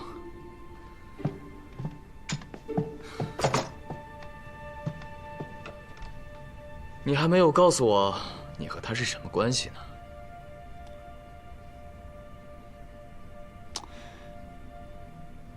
好，好，好，我告诉你，他是我师兄，行了吧？若是没来这局县也就罢了，既来了，还进了他的众生堂，这再不给他上个坟，好像有点说不过去吧？老费啊，这孟东老，他埋得可远了，好几10里山路呢。要不，等我们探破了碎尸案，再带你去？哎呀，不行，就这么定了，薛还识大体。老费，碎尸案我可和县令定下了7日之约，你也不想看我丢了官职吧？不是，哎呀，我又不要你们带我去，我自己去就行了。只要告诉我他埋在哪儿。局县西北40里外的寿山，孟东老是当地名医，你去那儿打听打听，没人不知道。好，好，好，好，好，好，好，好。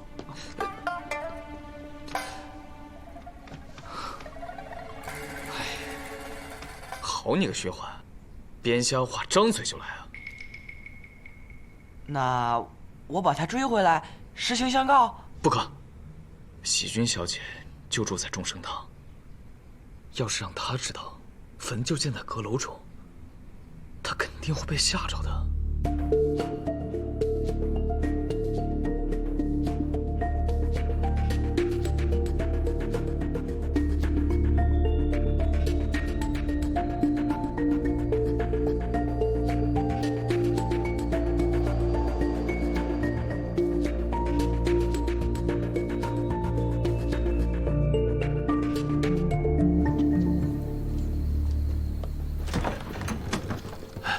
卢县尉，你们回来的正好，我正要找你们呢。怎么了？裴小姐乃奇人也，她画出来了。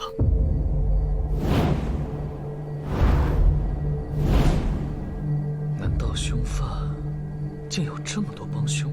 开始我也觉得是这样，可是我把这4张画放在一起，发现有很多共同之处。比如兽有楼锅。你怎么知道？师傅又找到几个曾见过可疑人的，他怀疑是同一个人，扮成了不同的样子，将4个尸包分别放在了4个寺院里面。我跟卢县尉想的一样，故将4人描绘的合在一起，选共同点，又画了1张。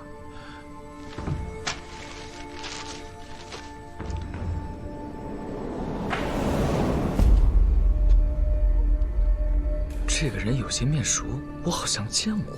我也觉得似曾相识，哎呀，就是想不起来了。畜生，给我站住！连孟老怪的坟都不知道在哪儿，我替他教训你这个不孝的外甥！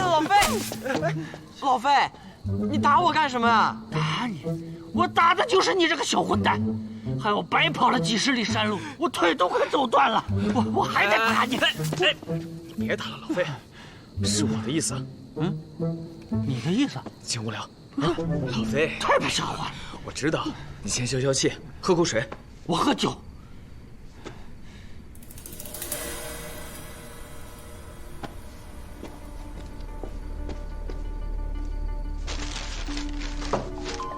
哎，怎么了，老费？细君，这是你画的？是啊。你怎么知道我思念师兄心切，你就帮我把他的样子画出来了？你说什么？你说这画上之人是孟东老？没错，虽然几十年不见，但是孟老怪要是活到今天，肯定就是长得这个样子。哦，我想起来了，刚才觉得面熟，原来就像孟老郎中啊。对，那日抓住歹人后，我也进过阁楼，这与坟后的画像十分相像。坟？孟老怪的坟在哪儿？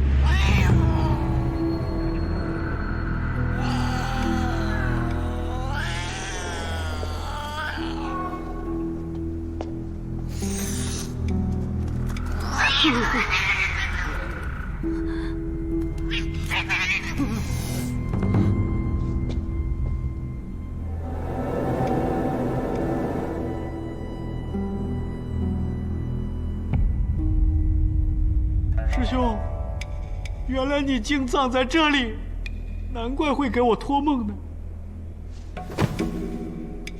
师弟费英俊，拜上。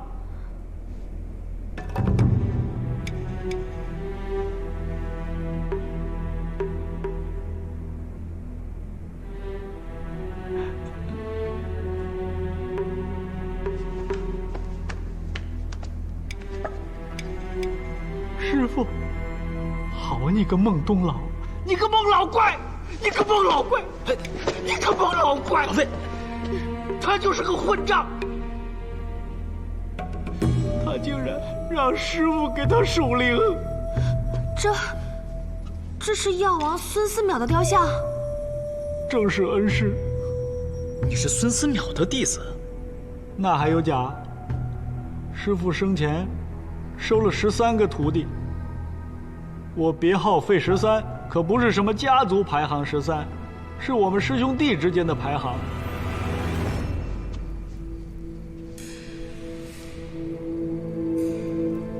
他原名不叫孟东老，而叫孟东晓。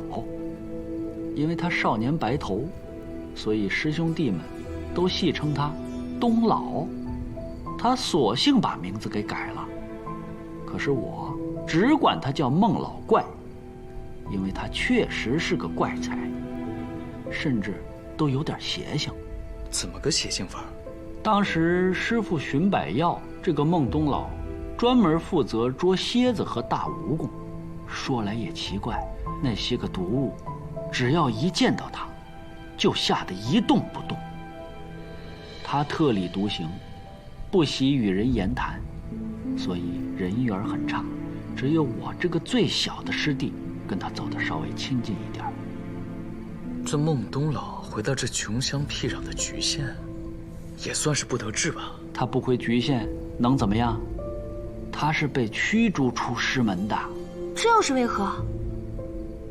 他做的那些事儿触怒了师父。什么事？他是我师兄，不说也罢。你必须说，此事关系重大。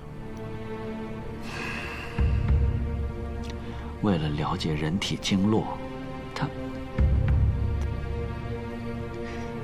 他盗墓取尸。这事儿在历朝历代都是重罪，师父没有把他交到官府，这就已经算是格外施恩了。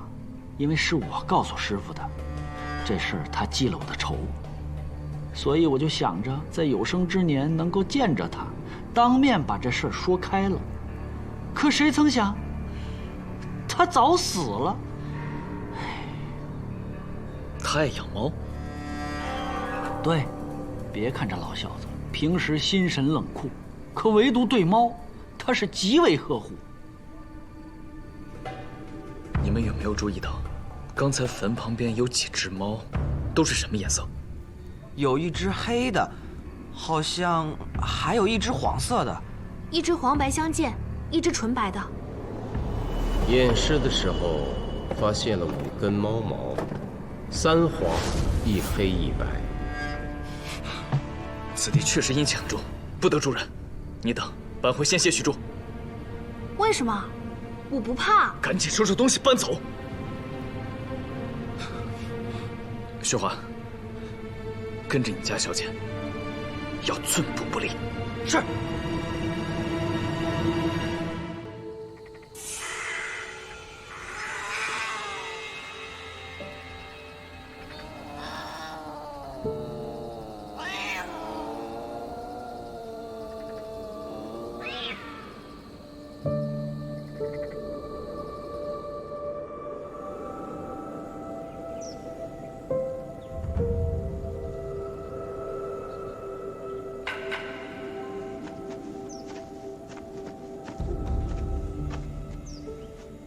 师傅，小姐给您送饭来了。你不让我们住在这儿，却自己守了一夜，又是何故？这一夜，我想明白了一个问题：梁三喜自杀是为了替人隐瞒秘密，而这个人应该就是孟东老。我决定开棺。什么？楼里建坟？怎么可能？卢县尉弄错了吧？此坟确实让人难以置信，可事实就是如此。开棺并非小事，故特请县令允许，并且我还怀疑孟东老没死，且极有可能就是碎尸案的真凶。极有可能？就并非是板上钉钉嘛。像这种有违律制良俗的事，可要谨慎啊！况且，众生堂所在的那条街在莒县属最繁华的。现在如果让人知道宅子里有座坟，那整条街还不转眼就荒凉了吗？此事传扬出去，本县令官运何在？是啊，卢凌风。卢贤弟，我求求你了，这件事如果闹大了，我恐怕是真的要丢官了。若孟东老之坟无鬼，我卢凌风愿意承担一切责任。若县令执意阻止开棺，我就只能与你去南州刺史面前理论。不是你，哎呀！只是不要吓到百姓，最好也不要把消息传出去。卢贤弟还要想个万全之策呀。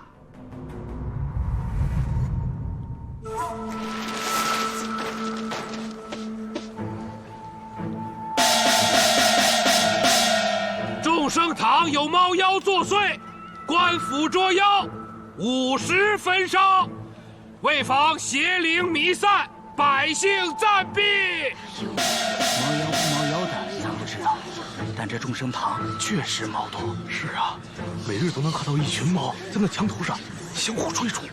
这新来的卢县尉可真厉害，连猫妖都敢捉，可不像先前那些官，他那宅子进都不敢进。是吗？不可啊，不可呀！陆县尉，看在我舅舅给那么多人治过病的份上，就保全了这个坟吧。让开！县令已准开坟，若再阻拦，横刀无情。卢县尉，梅县令，卢县尉，不可呀，不可呀，不可呀！开！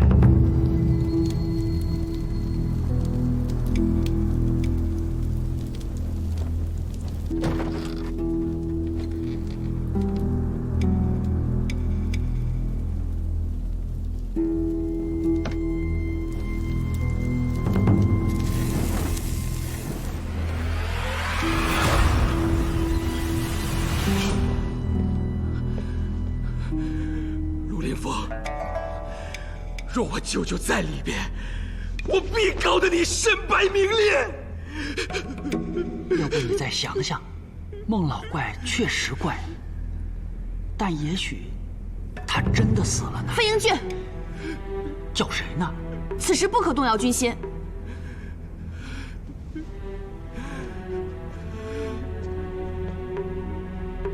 罗凌风，相信自己。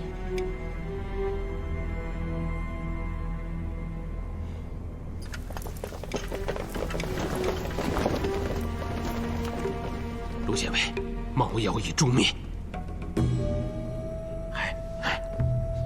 你们刚才烧的是什么呀？啊，回县令，是拿稻草制作的巨型猫状物，烧起来烟火不小呢。哦，好，开棺。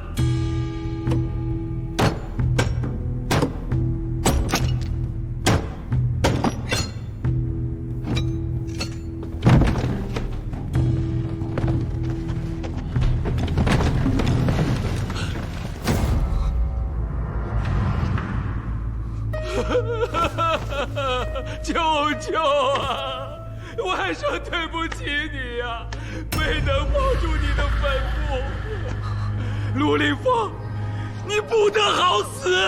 陆县尉，你不是说里面没人吗？师兄，洛阳一别，再见面，竟是阴阳两隔。舅舅，不对，这不是孟老怪。长飞，何出此言？这就是一具骨头架子而已。死人化作白骨，岂是这个样子？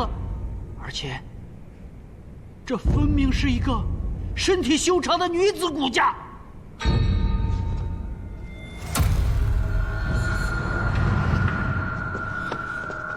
你小子也跟着孟老怪学医多年，也不会看不出来吧？的确是女子。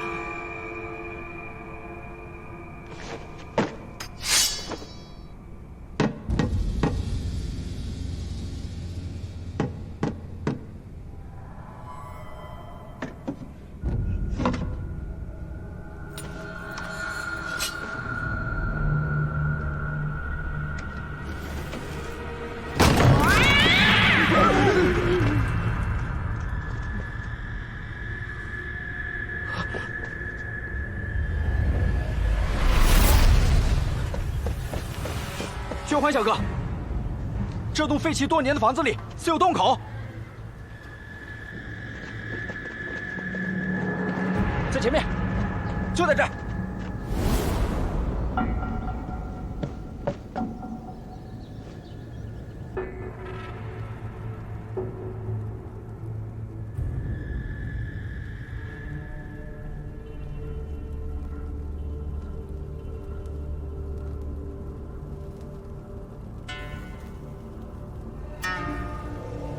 惠娘啊，我也定不会辜负你的。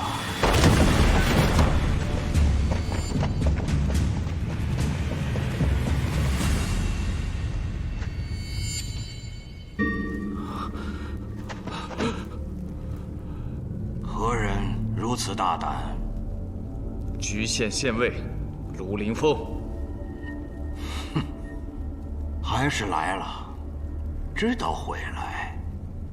没想到来得这么早，这么快。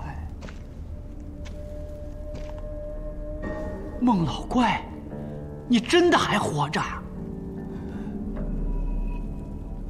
费13，你也来看我了？你忘了？你忘了当年师傅为何将你驱逐？这么多年过去了，你为何还要如此执迷不悟？哼！几十年前你就对不起我，如今到了莒县，还想来教训我？你不该跪下来给我这个师兄认错啊！什么师兄？你这凶犯没有资格教训别人。季师公，别理他。孟东老，这些头颅应该是梁三起给你送来的吧？这个梁三起，我还以为伺候我老头1年腻了，跑了，原来落在你手里了。师傅，您料事如神，果然另有密道。这个暗道是梁三起给你送吃送喝，还有送头颅的吧？你猜对了，医者父母也。我对梁三奇有再造之恩，他对我忠心耿耿。你不配称医，医者应悬壶济世，有仁爱之心，而你枉杀无辜，如此狠毒，你会下18层地狱的。小丫头片子，你不觉得我这个暗示就是地狱吗？为了救1000万人，我一人已先下地狱。疯了，疯了！师父竟然教了你这么个白眼狼，你就是个疯子！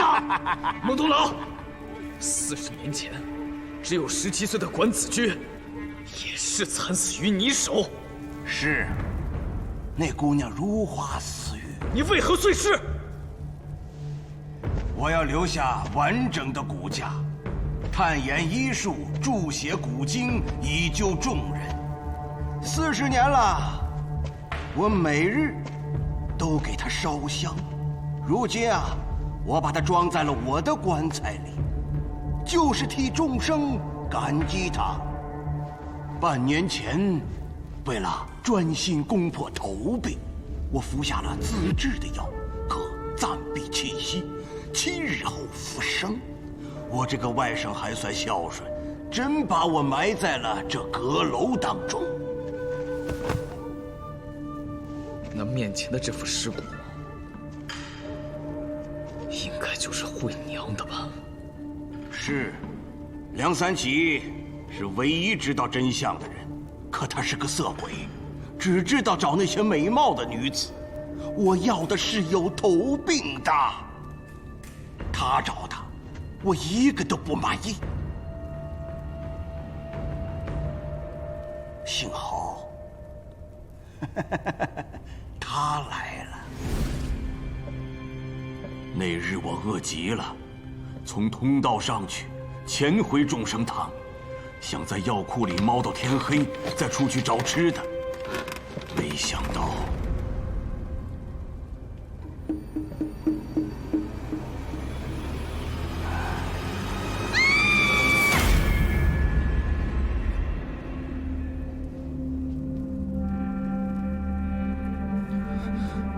我想通过他，一定会找到治好头疾的方法。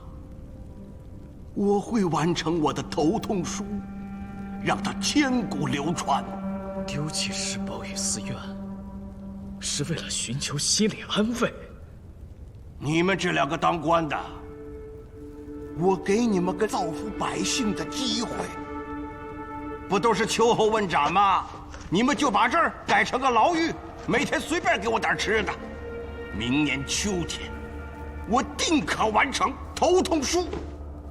到那时候，你们就给我孟东老建一座庙，牌匾写上“在世华佗”。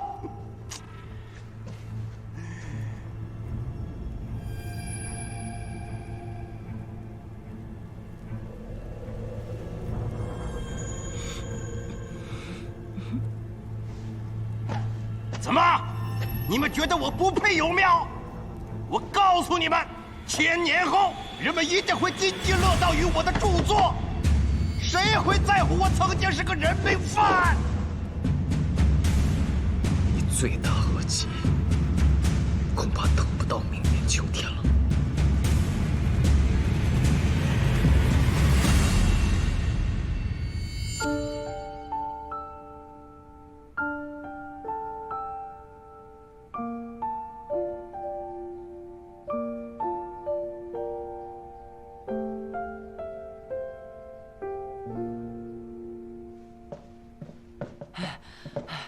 师傅，孟东老已被正法，极县百姓人人拍手称快。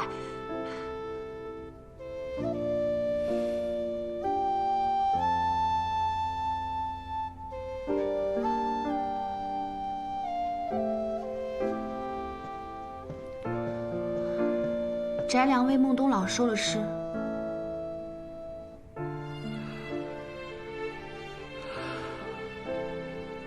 是我在上宝州里的公文中，力陈孟东老罪大恶极，当从速处决。这样做到底对不对？你怀疑自己做错了？我在想，若是苏明，他最终会如何选择？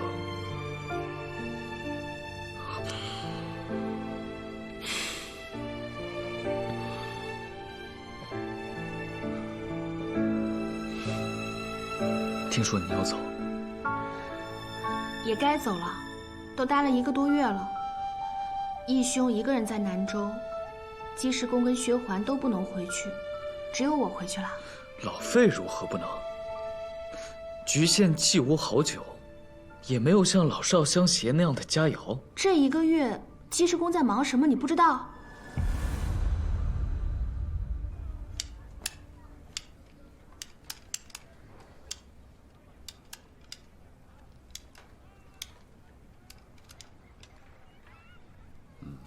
好多了，药不能停，连吃3日，针灸还要接着扎，隔日1次。你先到隔壁针室等着，我一会儿亲自给你扎针。多谢神医了，多谢神医。飞神医，飞神医，飞神医。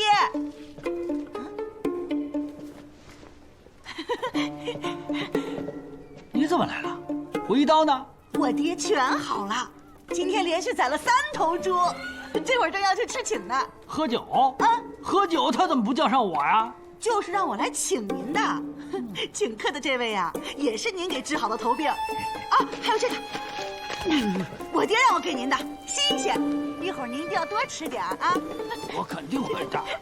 师傅，您喝尽兴，晚上我和小七一起去接你。行。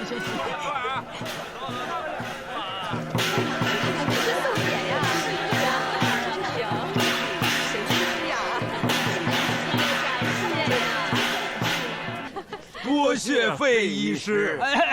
不敢当，不敢当。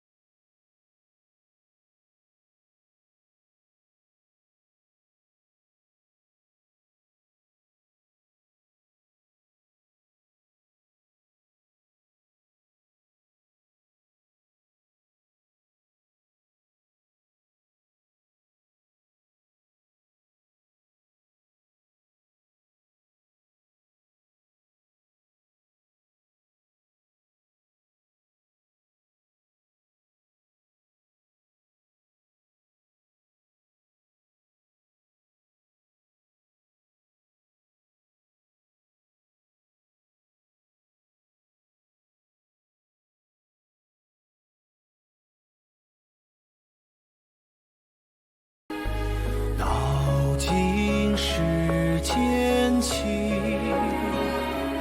本为念，愿为心。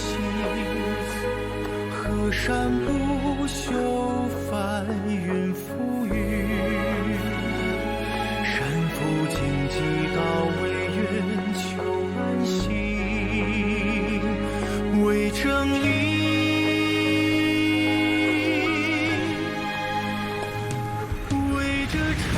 就要出局县了，你只能送我到这儿了。前面都是官道了，近来凶顽扫除，乾坤又一郎了。小姐，定会平安无恙。有周郎将相随，自是平安无恙。我刚才想说，我只能送到这儿。人是只能送到这儿了。但若心能一路相随，我自平安无恙。掐！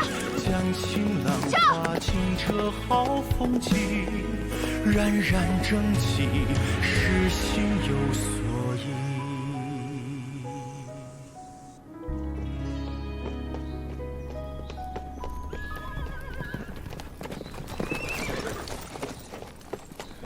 玉，卢县尉回来了。县令刚才找您来着，好像挺急。哦。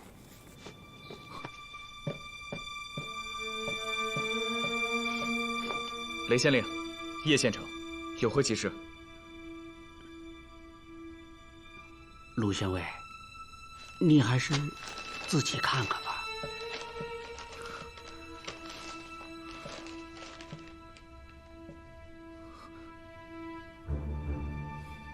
为何罢黜我官职？这上面都写着，以猫妖之说蛊惑百姓。是何人搞的刁状？熊刺史在信里也没有写得太清楚，但好像并不是有人告状，而是朝廷的意思。长安。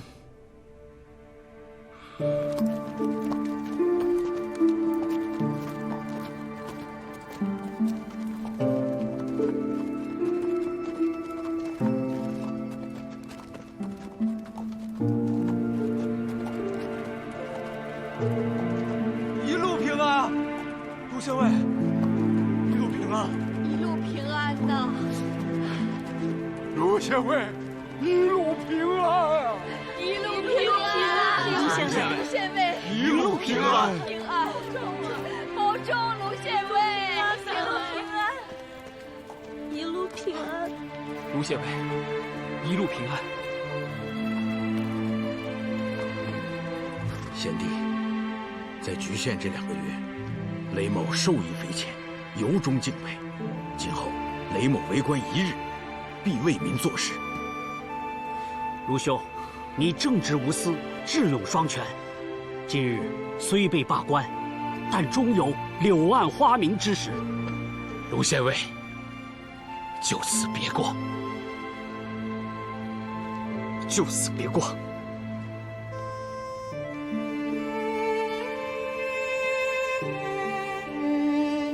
卢县尉对我局县有恩，我等拜别。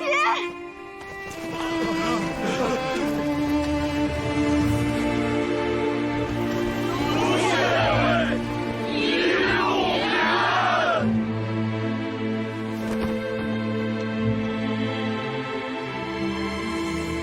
局县父老，山高水远，就此别过。